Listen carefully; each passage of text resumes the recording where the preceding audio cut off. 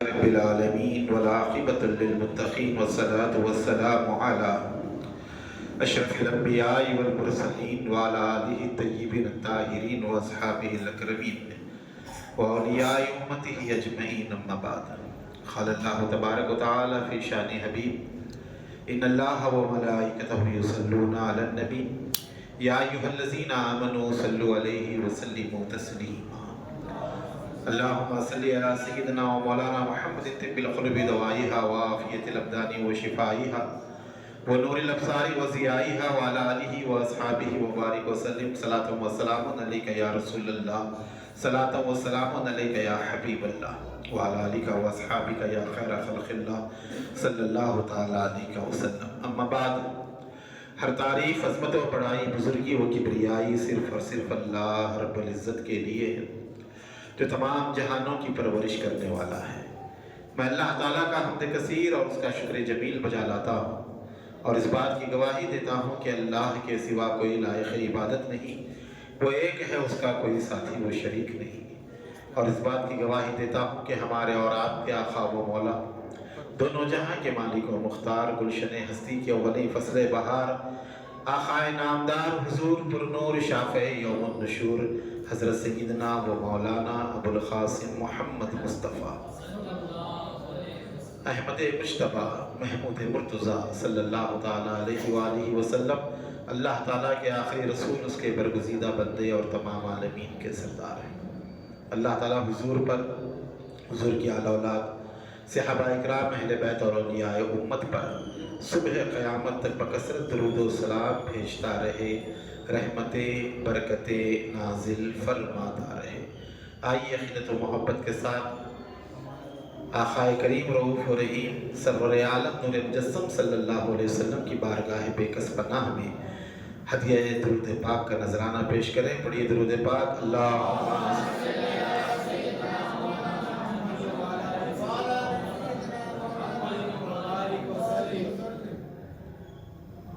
پیچھے والے بچے تھوڑا سامنے ہو جائیں، بیچ میں گیپ ہے، سامنے آ جائیں.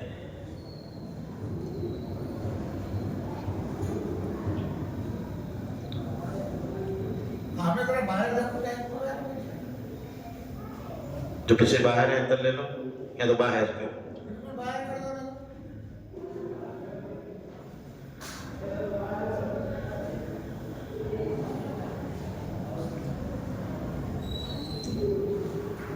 نبی والے نبی کی بارگاہ میں اور ایک دفعہ بآواز بلند درود پاک کا نذرانہ پیش کریں.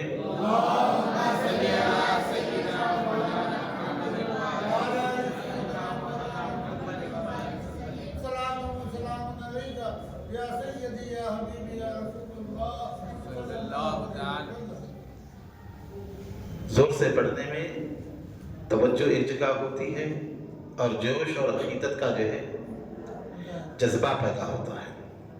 اب دیکھتے ہیں، اب تو سوشل میڈیا کا دور ہے، تمام لوگ دیکھتے ہیں.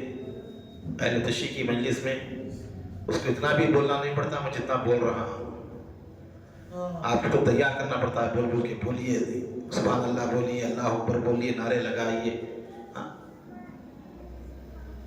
جب سامعین کبھی کبھی سو جاتے ہیں تو خواجہ ذاکر بولتا ہے بلند تر صلوات، بولتے ہیں پورے شروع. آپ کو کہا جا رہا ہے باضابطہ کہ باضابطہ درود شریف جو ہے حضور کی بارگاہ میں جو ہے پیش کرنا ہے. اور جتنے بیٹھے ہیں، جہاں تک میں سمجھتا ہوں، ہر کوئی اہل بیت کی محبت میں بیٹھا ہے اور حسین کی نسبت غلامی اور حسین سے تعلق اور حسین سے محبت، یہ مصطفیٰ کریم کو راضی کرنے کا سب سے بڑا ذریعہ ہے. اور یہاں بیٹھنے والا ہر فرد اس بات کو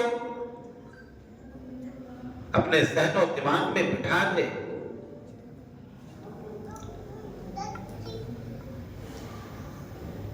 کہ جو حسین سے محبت کرتا ہے اللہ اس سے محبت کرتا ہے.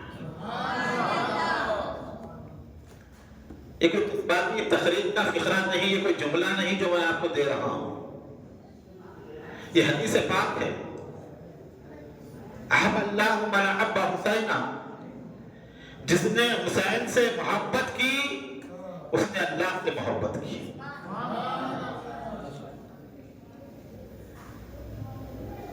تو حسین کی محبت اللہ تعالیٰ کے قرب کا ذریعہ ہے، اللہ کی نزدیکی کا ذریعہ ہے، اور یہ محبت اللہ کی طرف سے مقرر کی ہوئی ہے۔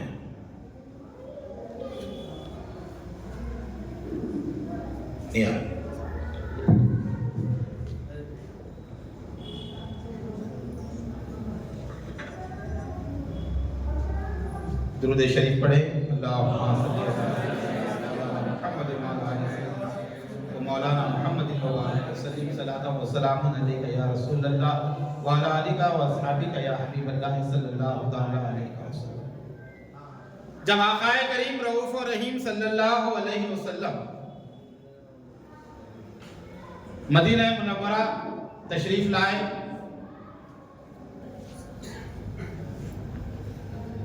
اور تبلیغ دین متین میں حضور نے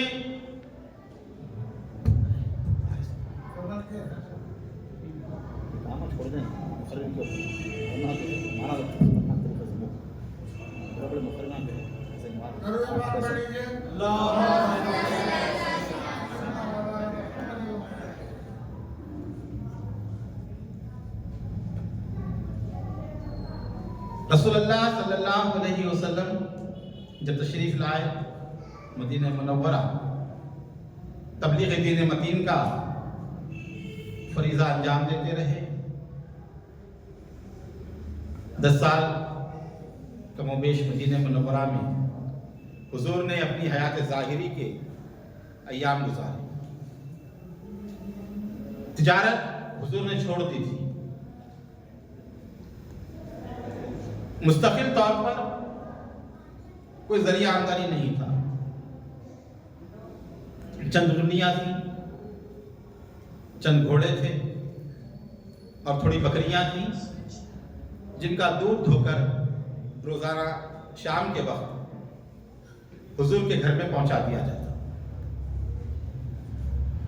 اسی سے آپ کے اہل بیت کا جو ہے گزارا ہوتا۔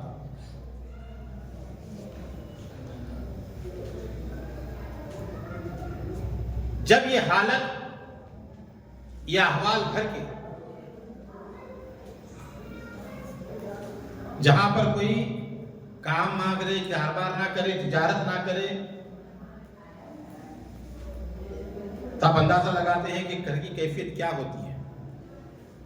لوگ ہزاروں روپے کمانے کے باوجود بھی آخری یہ مہینہ آتا ہے تو پریشان ہوتے ہیں۔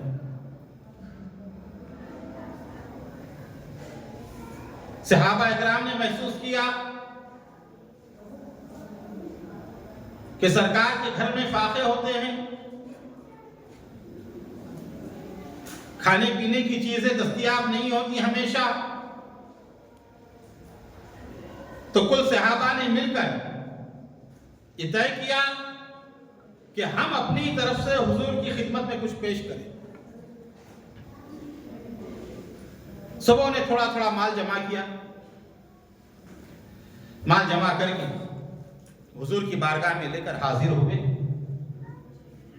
عرض کیا یا رسول اللہ صلی اللہ علیہ وسلم،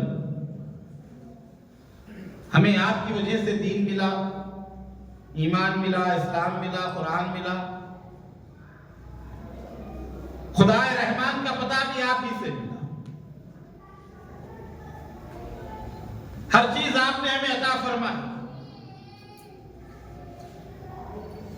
آپ نے اتنا بڑا احسان فرمایا ہے کہ ہم اس کا حق ادا نہیں کر سکتے۔ سب سے بڑی نعمت اسلام کی نعمت، دین کی نعمت، قرآن کی نعمت آپ کے ذریعے سے اللہ نے ہمیں عطا فرمائی ہے۔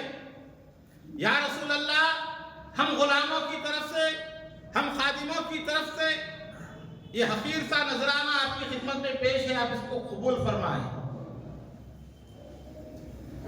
مال و دولت درہم و دینار لا کر حضور کے سامنے رکھے گئے. رسول گرامی وقار سرور عالم صلی اللہ علیہ وآلہ وسلم خاموش ہیں.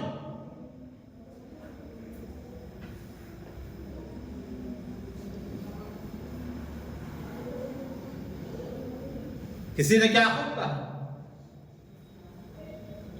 وہ خاموش ہوں تو رسالت معاب ہے. سمجھ میں آئے تو شعر سننے کے بعد سبحان اللہ کہا. سننے کے بعد ابھی پورا نہیں. وہ خاموش ہوں تو رسالت معاب ہیں اور بولنے لگے تو ام الکتاب ہے.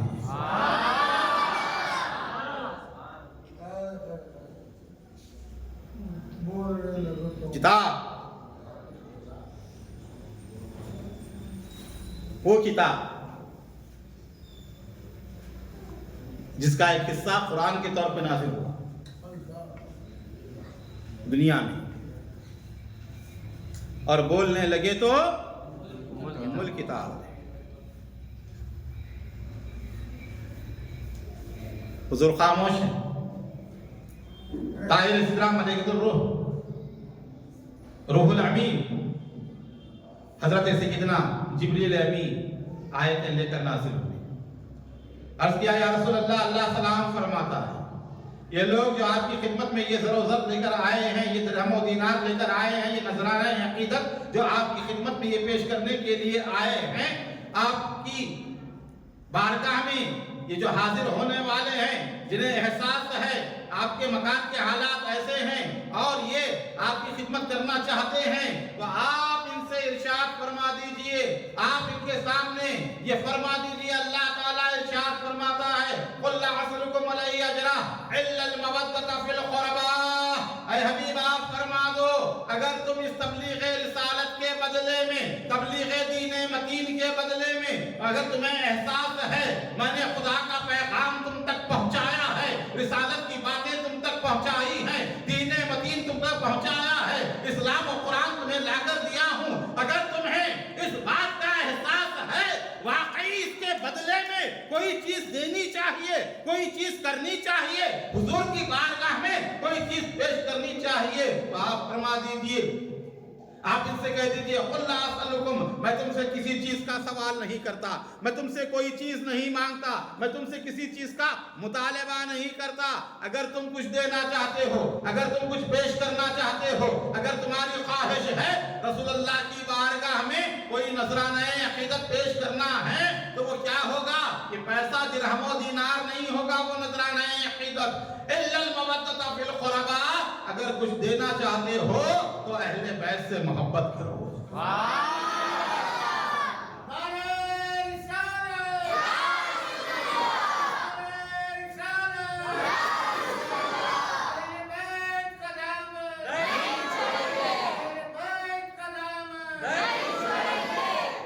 اجر رسالت مانگا جا رہا ہے مسلمانوں سے.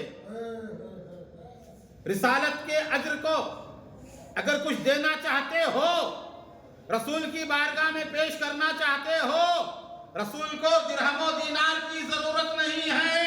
رب نے کونین کے خزانے ان کے قدموں میں رکھ دیے.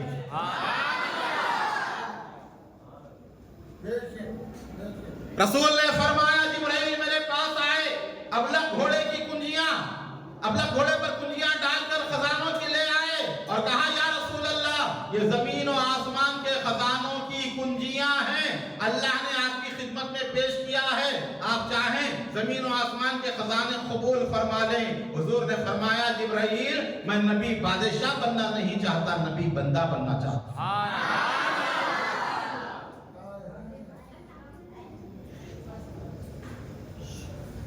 تو حضور نے قبول نہیں فرمایا.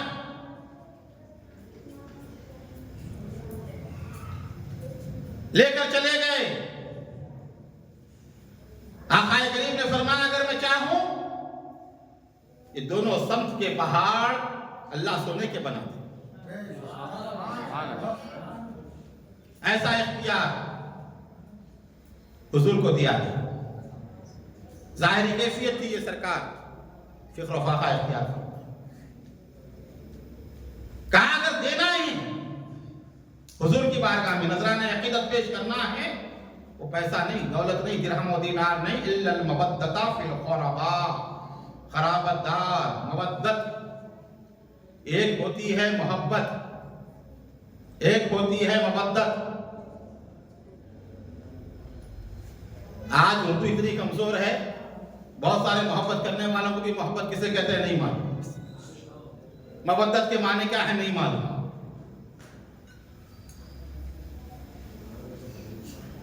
کسی کے متعلق قلب کا مائل ہونا، میلان ہونا، اس کی چاہت کی طرف رغبت ہونا، یہ محبت دل سے تعلق ہے. اس کا محبت دل سے تعلق رکھتی ہے. دل سے کسی کو بھی چاہتا ہے، نہ بھی بولے تو محبت ہے، بولے تب بھی محبت ہے. بہت سارے ایسے ہیں جو بولتے نہیں، اپنے دل میں.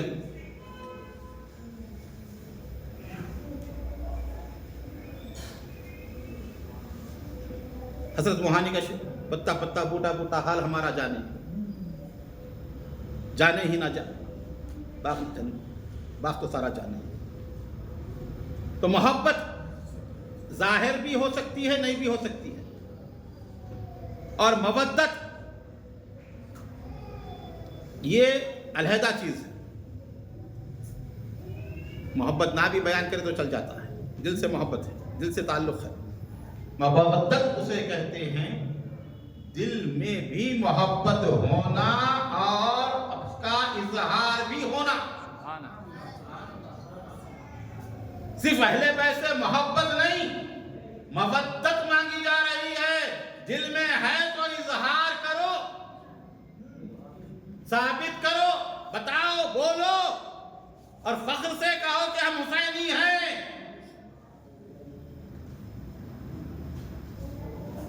لوگوں کی طعن و تشنیع سے مت ڈرو، بہتان ترازیوں سے مت ڈرو. کوئی بولتا ہے مائل باشیت ہے، رافضیت کی طرف ہیں، تفضیلی ہیں، جو بولتا ہو بولے، لیکن ان کے در سے وابستگی ایسی ہو کہ دل میں بھی ہو اور ان مجالس میں بیٹھ کر علی الاعلان یہ بیان کرے کہ ہم اہل بیت کے چاہنے والے ہیں.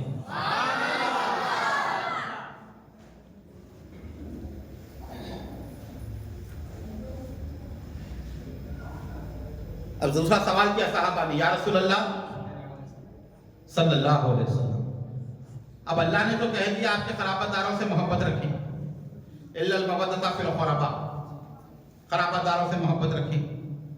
اب ہے کون وہ جس کی محبت کا رب نے حکم دیا؟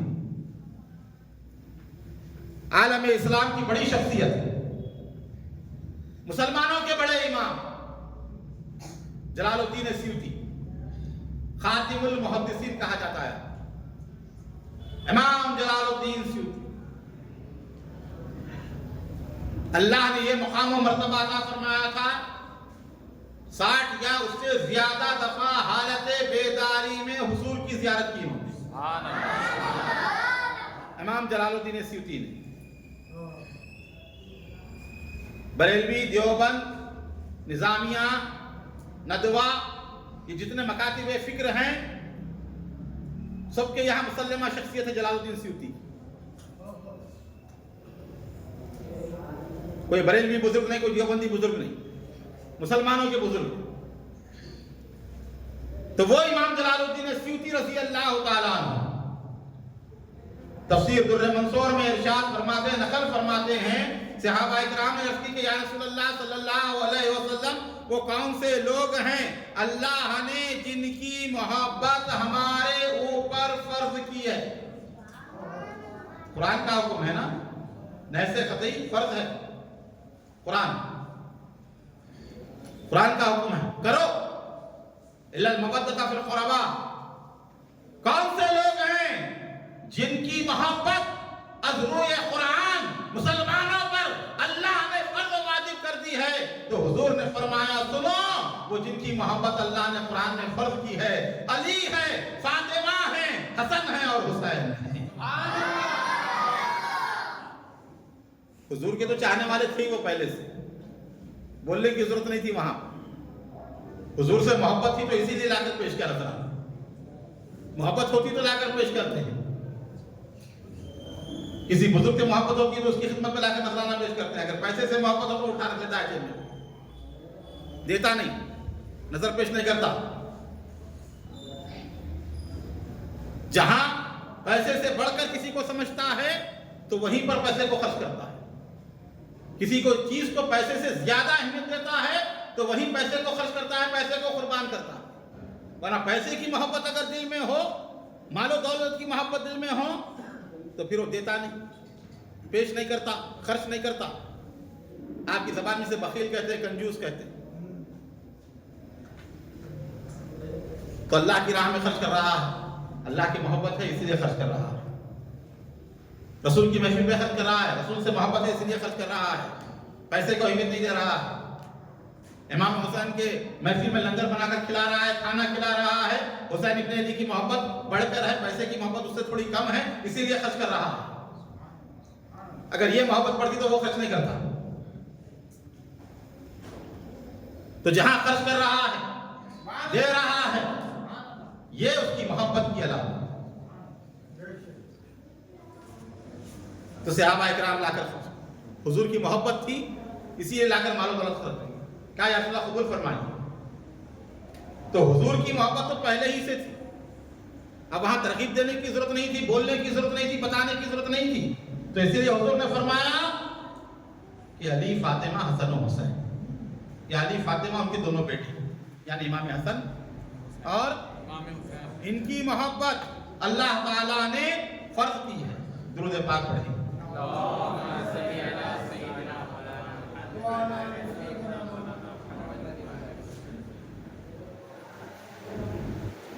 اب اس سے بات دیکھیں، آقا کریم سرور عالم صلی اللہ علیہ وسلم نے ارشاد فرمایا، طبرانی کی روایت ہے، کتب احادیث فضائل اہل بیت جو بیان کیے گئے ہیں، کوئی کمزور، ضعیف، موضوع روایت یا اہل تشیع کی روایت بھی نہیں ہے کہ جس کو قبول نہ کیا جائے، یہ تو شیعوں کی روایت ہے، یہ اہل سنت کی کتاب ہے، طبرانی شریف کی روایت۔ آقا کریم نے ارشاد فرمایا، فاطمہ، حسن، حسین اور جو ہم سے محبت کرتے ہیں، فاطمہ، حسن، حسین اور جو ان سے محبت کرتے ہیں، فاطمہ، حسن و حسین سے محبت کرتے ہیں، قیامت کے دن ایک ہی مقام پر جمع ہوں گے اور ہمارا کھانا پینا ایک ساتھ ہوگا، جبکہ لوگ حساب دیتے رہیں گے۔ جنت میں جانے کی بات نہیں ہے، یہ جنت سے پہلے حساب کتاب چلتا رہے گا، اور جو اہل بیت کے چاہنے والے ہیں اہل بیت کے ساتھ میدان محشر میں جنت کی نعمتیں کھاتے ہوں گے۔ یہ آقا کریم نے فرمایا، تاں کے لوگ حساب و کتاب کے بعد جدا جدا کر دیے جائیں گے، جب حساب ہوگا انہیں جدا کر دیا جائے گا، جنتی جنت میں جاؤ، جہنمی جہنم میں چلے جاؤ۔ تو یہ اہل بیت سے چاہیں گے۔ پھر سنیں، علی بن حسین بیان کرتے ہیں، یعنی امام زین العابدین سے روایت ہے، سید الساجدین امام علی زین العابدین، یادگار کربلا، بیمار کربلا، سید سجاد، یہ بھی بہت بڑے جگر والا آدمی ہے۔ پورے کربلا کے واقعات جنہوں نے اپنی نگاہوں سے دیکھے، چمن زہرا کے میدان میں اجڑتے ہوئے دیکھا، اہل بیت کو لے کر کربلا سے کوفہ، کوفے سے دمشق تک کا سفر طے کیا، اور دمشق سے مدینہ منورہ لے کر آئے۔ پورا منظر جس ذات نے دیکھا، چشمدید گواہ جسے کہتے ہیں کربلا کا، یزیدیوں میں تو ہزاروں تھے، اور کئی روایتیں ان یزیدیوں کی ہیں جنہوں نے دیکھا کربلا کے میدان میں. اہل بیت میں چند نفوس تھے جو بچے ہوئے تھے. امام زین العابدین، بی بی زینب، بی بی ام کلثوم، امام محمد باقر 4 سال کے تھے جب کربلا کے میدان میں. چند لوگ. امام حسن مجتبیٰ کا ایک بیٹا بچا، حسن مثنیٰ جسے کہتے ہیں، امام حسین کے داماد تھے. زخمی ہو کر پڑے ہوئے تھے. دوسرے دن جب لاشوں کو اٹھایا جا رہا تھا، یہ زخمی حالت میں ملے امام حسن مثنیٰ، تو انہیں لے جایا گیا کوفہ. وہیں پر ان کا علاج وغیرہ رہا. 1 مہینے تک وہ کوفے میں رہے. ان کا جو ماموں تھا حسن مثنیٰ کا، وہ یزیدی فوج میں تھا. عمر بن سعد سے اس نے کہا کہ میرا بھانجا ہے، میں اسے لے جانا چاہتا ہوں. تو عمر بن سعد نے اس کو اجازت دی. تو لے جا کر علاج وغیرہ کروا کر اس کے بعد مدینہ منورہ آئے، اور انہی سے امام حسن کی نسل مبارک پھیلی، جس نسل پاک میں اللہ نے غوث اعظم پیران پیر کو پیدا فرمایا. جو ولایت ہے نا غوث اعظم کی، اللہ نے ولی بنایا ہے، شہنشاہ ولایت بنایا ہے، قیامت تک کے اولیاء کے سردار بنایا. جو آپ رسائل سنتے نا، کیوں ہے یہ؟ حسن مجتبیٰ نے اپنی پوری سلطنت و حکومت حضرت امیر معاویہ کے حوالے کی. جب یہ سلطنت حوالے کی تو رب نے فرمایا کہ اے حسن، تو نے ظاہری سلطنت لوگوں کے حوالے کر دی ہے، اب قیامت تک کہ ہم اہل بیت کو روحانی سلطنت کا امام اور تاجدار بنا دیتے ہیں. تو یہ سلطنت چھوڑنے کی بنا پر اللہ تعالیٰ نے قیامت تک کے ولایت کا، روحانیت کا سردار اہل بیت اطہار کو بنایا ہے اور آل رسول کو بنایا ہے. بعض فضلان دین فرماتے ہیں ہر دور میں جو خطب وقت ہوتا ہے یا خطب الاخطاب ہوتا ہے، وہ اہل بیت سے ہی ہوتا ہے، اسی گھرانے سے ہوتا ہے. روحانیت کی شہنشاہی جو چل رہی ہے، بغداد میں بھی جاؤ تو اہل بیت ہیں، کی گلیوں میں بھی جاؤ تو وہاں بھی غریب نواز کی شکل میں اہل بیت کی سلطنت ہے. دکن میں آؤ تو بندہ نواز سید محمد کے سو دراز اہل بیت. مخدوم صاحب الکلیری امام حسن کی اولاد، نظام الدین اولیاء امام حسین کی اولاد، بختیار کاکی امام حسین کی اولاد، خواجہ معین الدین چشتی غریب نواز امام حسین کی اولاد، میرا حسینی بغدادی سرکار حسن مجتبیٰ کی اولاد، شاہ ولی اللہ رحمت اللہ علیہ، شاہ حبیب اللہ تخت نشین رحمت اللہ علیہ، سرور شاہ قادری رحمت اللہ تعالیٰ علیہ، امام حسن کی اولاد. قیامت تک کہ اللہ تعالیٰ نے روحانیت کا تاجدار بنا دیا ان کی اولاد کو. قل بتاؤ دنیا خلیل والآخرۃ خیر من التقویٰ. اے بھی بات فرما دیجئے، دنیا کا فائدہ، دنیا کی متاع تھوڑی ہے، آخرت بہتر ہے اس کے لیے جو اللہ سے ڈرنے والا ہے. بنو امیہ کو جو دی گئی وہ دنیا تھی، چند روزہ دنیا تھی جو بنو امیہ کو دی گئی. اس کے بدلے اہل بیت کو جو دی گئی وہ آخرت دی گئی کہ اے حبیب تمہارے شہزادے دنیا ہی کے سردار نہیں ہیں، جنت کے بھی سردار بنا دیے. لیلۃ القدر خیر من الف شہر. شب قدر کی ایک رات 1000 مہینوں سے افضل ہے. 1000 مہینے بنو امیہ کی سلطنت ہے، اور اہل بیت کی ایک رات جو بنو امیہ کے 1000 مہینوں سے بہتر ہے، وہ شب عاشور ہے جو کربلا میں حسین ابن علی نے گزاری ہے. سعید بن جمحان فرماتے ہیں حضرت سفینہ رضی اللہ عنہ جو حضور کے غلام ہیں آزاد کردہ، ان کی بارگاہ میں سعید بن جمحان نے کہا کہ اے سفینہ، بنو امیہ کہتے ہیں کہ خلافت ہم میں ہے. آپ نے فرمایا خدا کی قسم زرخا کی اولاد جھوٹی ہے، وہ خلیفہ نہیں، وہ بادشاہ ہے، اور بادشاہ بھی کیسے سخت بادشاہ، اور پہلے بادشاہ حضرت امیر معاویہ. تو روحانیت کی سلطنت اہل بیت کو ملی. امام حسن نے خلافت چھوڑ دی. بہت سارے لوگ ہوتے ہیں وجہ کیا ہے چھوڑنے کی؟ وجہ یہ ہے شیخ الاسلام امام اہل سنت عارف باللہ حقائق آگاہ معرفت دستگاہ شاہ البرکات محمد انوار اللہ فاروق نواف فضیل الجنگ بہادر بانی جامع نظامیہ تحریر فرماتے ہیں کہ دیکھو حضور نے فرمایا خلافت علی منہج النبوت، نبوت کے طریقے پہ جو خلافت رہے گی وہ 30 سال رہے گی، اس کے بعد کاٹ کھانے والی سلطنت آئے گی، حدیث کے الفاظ ہیں 30 سال خلافت کے بعد کاٹ کھانے والی حکومت آئے گی، کاٹ کھانے والی سلطنت آ جائے گی، یعنی بادشاہوں کی ایسی صفت ہوگی جو لوگوں پر ظلم کریں گے، ستم کریں گے، مال کھا جائیں گے، اس طرح کی تمام چیزیں، بہت ساری تفصیلات ہیں اس کی۔ تو فرماتے ہیں کہ حسن مجتبیٰ نے دیکھا کہ 30 سال ختم ہو چکے ہیں، 2 سال صدیق اکبر کے، 10 سال فاروق اعظم کے، 12 سال عثمان غنی کے، پھر اس کے بعد جو ہے 6 سال حضرت علی، 5.5 سال رہے، اس میں 6 مہینے امام حسن، دونوں کی ملا کے 30 سال مکمل ہو گئے تھے۔ آپ نے خلافت حوالے کر دی، دستبردار ہو گئے۔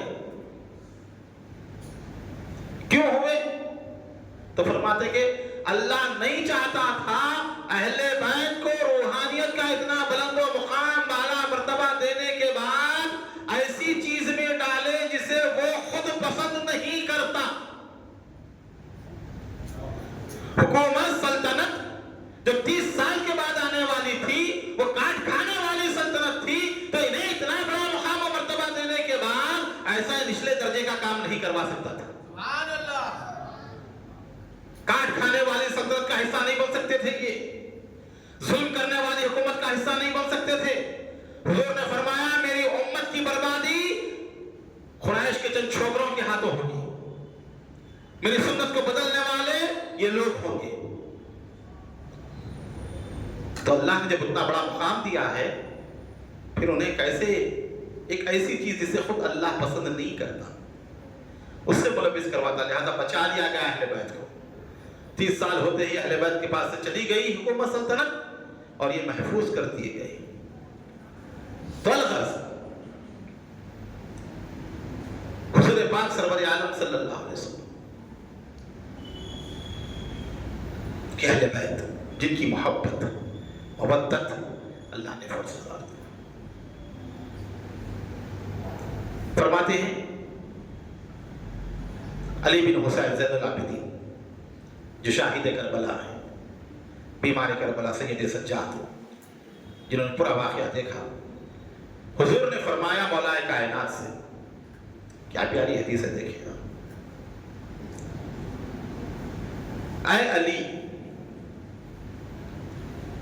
امام دہلوی نے اس کو روایت کیا، اے علی بے شک اللہ تعالیٰ نے تجھے یعنی علی کو اور تیری اولاد کو، جو علی کی اولاد ہے حسن حسین اور میں کلثوم یا دیگر اولادیں، علی کی اولاد، تیری اولاد کو، تیرے گھر والوں کو، تیرے مددگاروں کو اور تیرے مددگاروں کے چاہنے والوں کو، تیری مدد کرنے والوں کو اور جو مددگاروں کے چاہنے والے ہیں، مددگاروں کے چاہنے والوں کو بخش دیا ہے، بس تجھے یہ خوشخبری مبارک ہو، پوروں کی مغفرت، علی کی بھی، علی کے چاہنے والوں کی بھی، علی کی مدد کرنے والوں کی بھی، علی کے مددگاروں سے جو محبت کرے، جو میثم تمار سے محبت کرے، سلمان فارسی سے محبت کرے، مقداد سے محبت کرے، ابو ذر غفاری سے محبت کرے، جتنے علی کے چاہنے والے ہیں ان سے بھی جو محبت کرتا ہے اللہ تعالیٰ اس کی بھی مغفرت فرمانا۔ پھر فرمایا حضرت علی سے روایت ہے، رسول اللہ صلی اللہ علیہ وسلم نے ارشاد فرمایا، حاکم کی روایت ہے صحیح کے درجے پر، بخاری اور مسلم کی حدیث اتنی صحیح ہوتی ہے نا، انہوں نے جن حدیثوں کو چھوڑ دیا تھا امام حاکم نے انہیں جمع کیا، صحیح حدیثوں کو۔ المستدرک حاکم کی روایت ہے، حضرت علی سے روایت ہے، حضور نے فرمایا سب سے پہلے جنت میں میں یعنی حضور صلی اللہ علیہ وسلم غور سے سنو، سمجھیے کیا شان ہے اہل بیت کی۔ جنت میں سب سے پہلے میں، تم یعنی علی سے کہہ رہے ہیں، جنت میں سب سے پہلے میں اور تم، فاطمہ، حسن و حسین داخل ہوں گے۔ آیا سمجھ؟ زور سے بولیے۔ میں نے عرض کیا، مولا کائنات علی مرتضیٰ عرض کر رہے ہیں، یا رسول اللہ صلی اللہ علیہ وسلم، ہم سے محبت کرنے والے کہاں ہوں گے؟ حضور نے فرمایا وہ تمہارے پیچھے پیچھے ہوں گے جنت، پورے چاہیں پیچھے پیچھے جائیں گے۔ ترمذی شریف کی روایت صحاح ستہ میں سے، اہل سنت کی 6 مشہور کتابوں میں سے کتاب ترمذی، حضور نے امام حسن اور امام حسین کا ہاتھ پکڑا، حسن و حسین کا ہاتھ پکڑا، فرمایا جس نے مجھ سے اور ان دونوں سے اور ان کے والد حضرت علی ان کی والدہ سے محبت کی، قیامت کے دن میرے ساتھ میرے ٹھکانے میں ہوگا۔ سب سے اعلیٰ جنت، جنت الفردوس جو عرش کے نیچے ہے، فرماتے ہیں کہ میرے ساتھ ہوگا، میرے ٹھکانے میں ہوگا۔ جس طرح بادشاہوں کے ساتھ ان کے خادم رہا کرتے ہیں، اہل بیت کا چاہنے والا بھی اگرچہ کہ عمل کم ہو لیکن ان کی نسبت غلامی کی وجہ سے ان کے ساتھ رہے گا جنت میں۔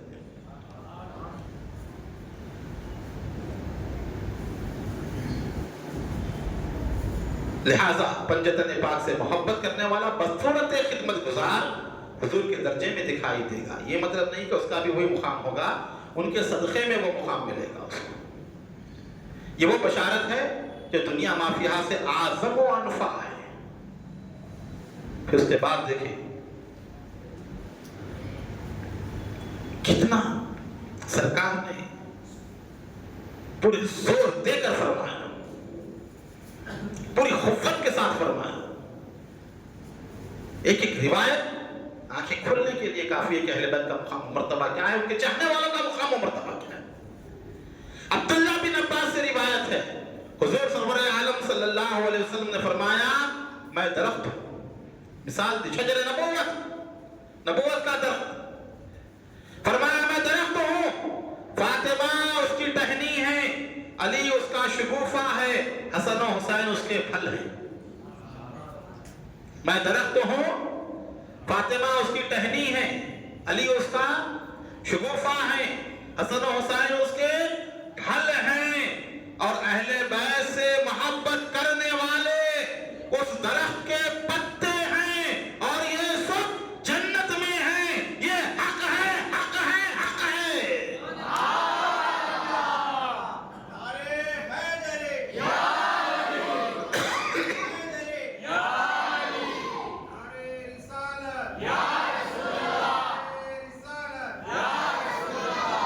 بتائیے اس سے بڑھ کر کیا کہیں گے؟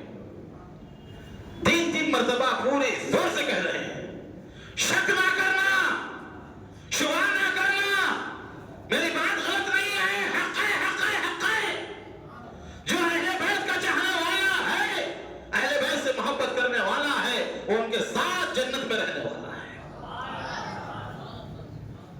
اسی لیے کہا اپنی جگہ تلاش کرو اے یزیدیو، کوثر بھی ہے حسین کا، جنت حسین کی، شان حسین کوئی گھٹائے گا کس طرح، ہے آج بھی دلوں پہ حکومت حسین کی۔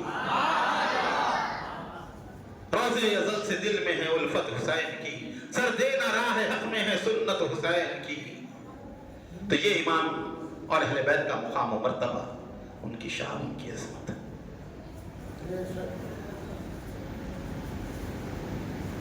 اور دیکھیے ایک طویل حدیث ہے، امام فخر الدین رازی نے جو ہے لکھا ہے، خضر سامنے لے چھوڑو،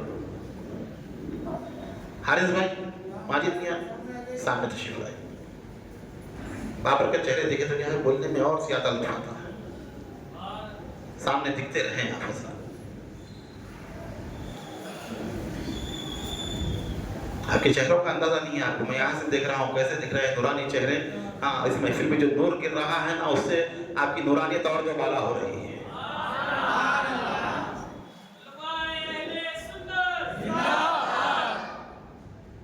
ایسا معاملہ ہے. دیکھیے تعریف کرنے بعد تائید ہوتی ہے. درود شریف پڑھیے. اللہم صلی علی سیدنا و مولانا محمد وعلی آل سیدنا و مولانا محمد وبارک وسلم.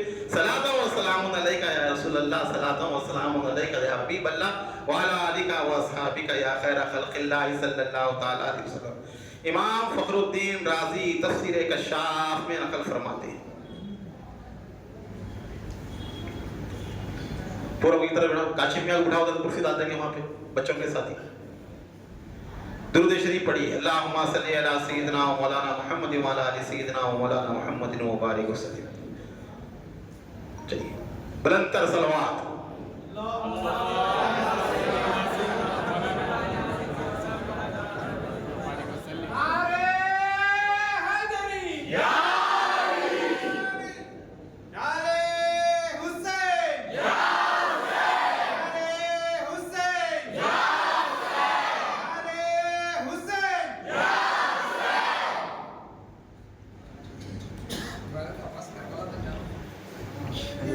جا رہی ہے، سن بھی رہے ہیں.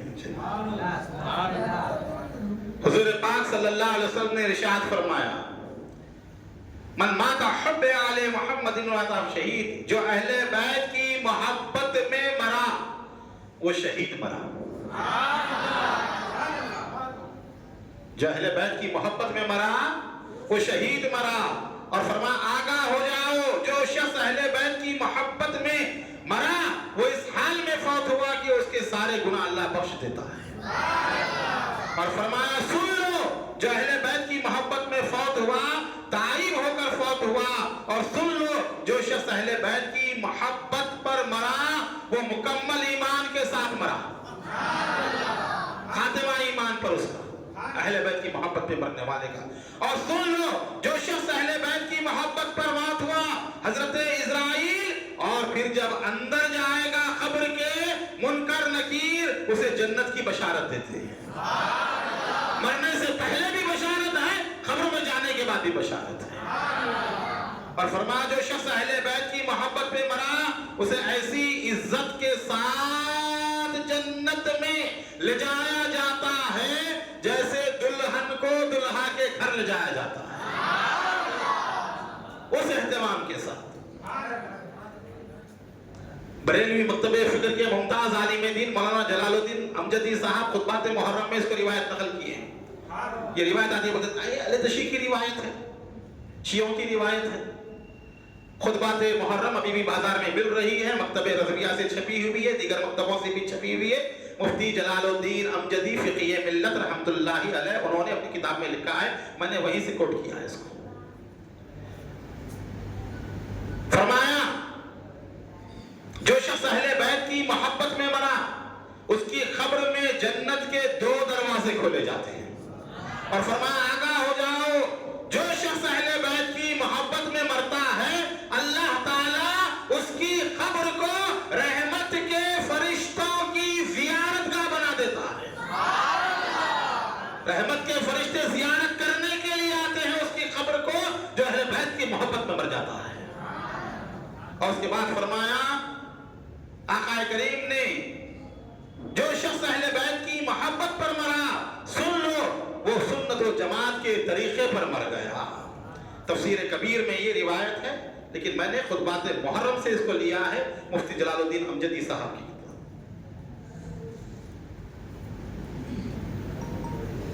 الغرض یہ اہل بیت کی محبت، یہ شان و مقام و مرتبہ. اس اہل بیت کی ذات میں سب سے نمایاں، سب سے عظیم حضور پاک صلی اللہ تعالی وسلم کے بعد بی بی فاطمہ، ان کے بعد حضرت علی، امام حسن، امام حسین. یہ عظیم نفوس قدسیہ ہیں، بے انتہا کے فضائل، بے انتہا کے مناقب جو ہے لکھے ہوئے ہیں، اور جنہیں خاتم الخامس آل ابا کہتے ہیں.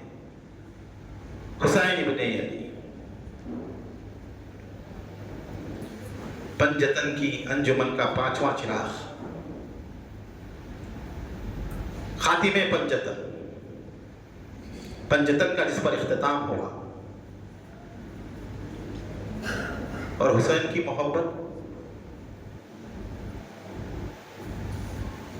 ایک حسین کا چاہنے والا اگر کوئی ہو اسے بولنے کی ضرورت نہیں پڑتی کہ میں علی سے محبت کرتا ہوں یا فاطمہ سے محبت کرتا ہوں یا حسن سے محبت کرتا ہوں۔ یہ ہو سکتا ہے کوئی نبی سے محبت کرے اور علی سے محبت نہ کرے، یہ کبھی نہیں ہو سکتا کہ کوئی علی سے محبت کرے اور نبی سے محبت نہ کرے۔ یہ ہو سکتا ہے کوئی شہزادی کونین سے محبت کرے، حسن سے محبت نہ رکھے، لیکن کبھی یہ نہیں ہو سکتا کہ کوئی حسن کو چاہے اور شہزادی بی بی فاطمہ اور علی کو نہ چاہے۔ یہ ہو سکتا ہے کوئی حسن سے بھی محبت کرے اور حسین کو نہ چاہے، لیکن کبھی یہ ہو ہی نہیں سکتا کہ کوئی حسین سے محبت کرے اور حسن کو نہ چاہے۔ حسن کو چاہنے والا، علی کو چاہنے والا، فاطمہ کو چاہنے والا، نبی کو چاہنے والا، حقیقت میں وہ ہے جو حسین ابن علی سے محبت کرنے والا ہے۔ ایک حسین کا نام لے لیا، باقی چاروں خود بخود اس میں شامل ہیں، کیونکہ آخری ہے پنجتن کا۔ ان کا نام لینا اس بات کا اعلان ہے کہ ہمیں حسن سے بھی محبت ہے، فاطمہ سے سیدہ سے بھی محبت ہے، مولا سے بھی محبت ہے، اور مولا کے مولا، مولا کل رسول پاک سے بھی محبت ہے۔ اور رسول پاک سے محبت ہے تو اس کا نتیجہ یہ ہے کہ پنجتن سے محبت ہے۔ تو یہ حسین نام خود اتنا عظیم ہے، اتنا پیارا ہے۔ چند اشعار میں نے جو ہے والد صاحب کی بیان سے لکھے تھے، پڑھے نہیں تھے ابھی تک، آج تو بیان تھا امام حسین ہی کا، لیکن جو ہے بیان دوسرا ہو گیا ہے، تو چند چیزیں، شعر ہے، ربائی ہے، اس سے پہلے دو تین الفاظ بتا دوں میں آپ کو، کیونکہ ہمارے یہاں اردو بڑی کمزور ہے، اردو جو ہے بہت کم لوگ جانتے ہیں۔ یہ بولنے کی اردو الگ ہوتی ہے، لکھنے کی اردو الگ ہوتی ہے۔ تو یہ جو شاعری کی جو اردو ہے، فصاحت و بلاغت اس میں ہوتی ہے۔ حسین کا نام کیا ہے وہ آپ سن لیجئے، ماحول کو اسی طرح برقرار رکھیے، موسم کو اپنے اوپر حاوی ہونے مت دیجیے، آپ موسم پہ حاوی ہو جائیے۔ ایک لفظ ہے جراحت۔ کیا ہے؟ جراحت۔ جراحت کسے کہتے ہیں؟ طب کے ایک شعبے کا نام ہے، ایک حصے کا نام ہے، ڈاکٹری طب جسے کہتے ہیں، یونانی وغیرہ جو ہوتی ہے، طب کے ایک شعبے کا نام ہے جس میں بیماریوں یا چوٹوں کے علاج کے لیے آپریشن جو کیے جاتے ہیں، جو علاج اس کا کیا جاتا ہے، طریقہ علاج کیا ہو، اس کے بارے میں بحث ہوتی ہے کہ اس کے علاج کا طریقہ کیا ہے۔ اس کو کرنے والے کو جراح کہتے ہیں۔ کیا کہتے ہیں؟ یہ آج کل تو صرف ہڈیوں کے جراح ہیں، ایسے پورے شعبے کے، سمجھے آپ؟ ہمارے احمد میاں کے دوست ہیں سلطان جراح، جلال جراح کے والد بہت مشہور ہیں، جاتے ہیں ہمارے، جب بھی جو ہے چوٹ پڑتی ہے تو وہیں پہ جا کے پٹی بنواتے ہیں۔ تو جراح علاج کرنے والا اصل میں، آج کل جراح ہو تو میں سے یہ بتا کر رہا ہوں کہ جراح سمجھتے ہیں اپنے ہڈیوں کو جو جوڑنے والا، تو جو جوڑوں کا درد ہو وہ تمام چیزوں کا علاج اس میں ہے، اس کا جراح، آپریشن تجویز کرنے والا، آپریشن کا طریقہ کار اختیار کرنے والا، کیسے ہو اس کا علاج، اس کو کہتے ہیں جراح۔ اس کے بعد ایک لفظ ہے اشتہا۔ کیا ہے؟ اشتہا۔ یہ ایک ذہنی احساس جس سے انسان غذا کی ضرورت محسوس کرتا ہے کہ مجھے کھانا چاہیے، مجھے پانا چاہیے، مجھے بھوک لگ رہی ہے، مجھے پیاس لگ رہی ہے۔ ذہن کے جو ہے، دماغ کے جو ہے مرکزی حصے میں اس کا پوائنٹ ہوتا ہے کہ جس سے وہ محسوس کرتا ہے کہ مجھے کس چیز کی ضرورت ہے نا، فیڈنگ سینٹر جسے کہا جاتا ہے، محسوس کرنا غذا کی ضرورت، پانی، بھوک، پیاس کی۔ تو یہ بات محسوس کرتے ہیں تو بعض کے اوپر حاوی ہو جاتے ہیں، تو وہ بھوک پیاس کم ہو جاتی ہے، بعض کو زیادہ ہو جاتی ہے۔ تو یہ ایک ذہن میں وہ حصہ جو انسان کی بھوک اور پیاس کو محسوس کر کے اس کو بتاتا ہے کہ تجھے پانی کی ضرورت ہے، تجھے کھانے کی ضرورت ہو، اس کو جو ہے اشتہا کہتے ہیں۔ کیا کہتے ہیں؟ یاد رکھیے۔ ہاں، جراحت بھی بتا دیا میں نے آپ کو، اشتہا بھی بتا دیا. اس لیے بتایا تاکہ آپ یہ رباعی جو ہے وہ سمجھ سکے. صرف اندازے پہ سبحان اللہ نہ کہیں بلکہ سمجھ کے سبحان اللہ کہیں. تو جراحت کیا ہے اور اشتہا کیا ہے، اس کا استعمال اس رباعی میں اس کی وجہ سے مجھے تشریح کرنا پڑا. فرماتے ہیں علی و فاطمہ کی آس ہے حسین کا نام. علی و فاطمہ کی آس ہے حسین کا نام. جراحت اشتہا اور پیاس ہے حسین کا نام. جراحت اشتہا و پیاس ہے حسین کا نام. بولو کس کا نام؟ سنیے، علی و فاطمہ کی آس ہے حسین کا نام. جراحت اشتہا و پیاس ہے حسین کا نام. قدم قدم پہ ملی روشنی زمانے کو، قدم قدم پہ ملی روشنی زمانے کو. نفس نفس پہ ایک احساس ہے حسین کا نام. نفس نفس پہ ایک احسان ہے حسین کا نام. اور کیا ہے حسین کا نام؟ دیکھیں، حسین نام ہے شیر خدا کی عظمت کا. سمجھ میں آئے تو بولتے رہیے. حسین نام ہے شیر خدا کی عظمت کا. حسین نام ہے انسان سے محبت کا. حسین نام ہے آئینہ نبوت کا. حسین نام ہے آئینہ نبوت کا. حسین نام ہے عاشور کی قیامت کا. حسین نام ہے اللہ کی محبت کا. حسین نام ہے صبر و رضا کی خفت کا. حسین نام ہے ہمت کا، استقامت کا. حسین نام ہے ہمت کا، استقامت کا. حسین نام ہے سہولت کا، سلامت کا. حسین نام ہے عظمت کا اور جلالت کا. حسین نام ہے جودت کا اور نجابت کا. اور حسین نام ہے تیغ علی کے جوہر کا. حسین نام ہے تیغ علی کے جوہر کا. حسین نام ہے اخلاق کے سمندر کا. حسین نام ہے انسانیت کے رہبر کا. حسین نام ہے انسانیت کے رہبر کا. حسین نام ہے راکب پیمبر کا. حسین نام ہے راکب پیمبر کا. اور کہا حقیقت ابدی کو حسین کہتے ہیں. حقیقت ابدی کو حسین کہتے ہیں. شریعت صمدی کو حسین کہتے ہیں. علی کو اور نبی کو حسین کہتے ہیں. چراغ دین نبوی کو حسین کہتے ہیں. اور کسے کہتے ہیں حسین؟ عروج فہم و نظر کو حسین کہتے ہیں. عروج فہم و نظر کو حسین کہتے ہیں. کمال روح بشر کو حسین کہتے ہیں. جو چند لمحوں میں جائزال صدیوں کا رفیع اسی نظر کو حسین کہتے ہیں.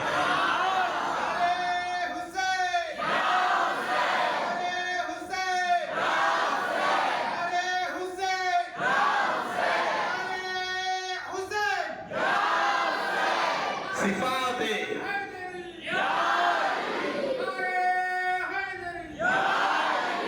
اور سنیے حسین دنیا میں کیا ہے. صفات قوت رب کو حسین کہتے ہیں. صفات قوت رب کو حسین کہتے ہیں. بقائے دی کے سبب کو حسین کہتے ہیں.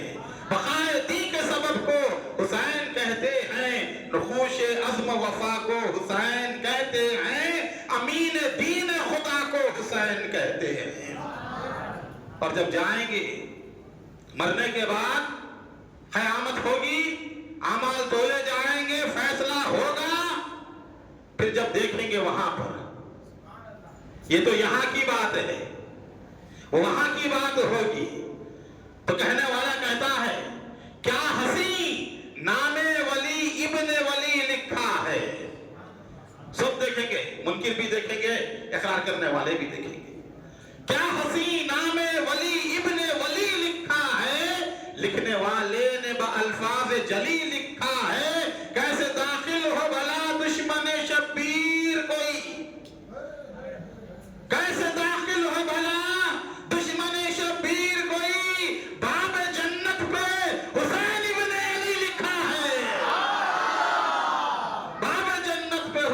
ابن علی لکھا ہے۔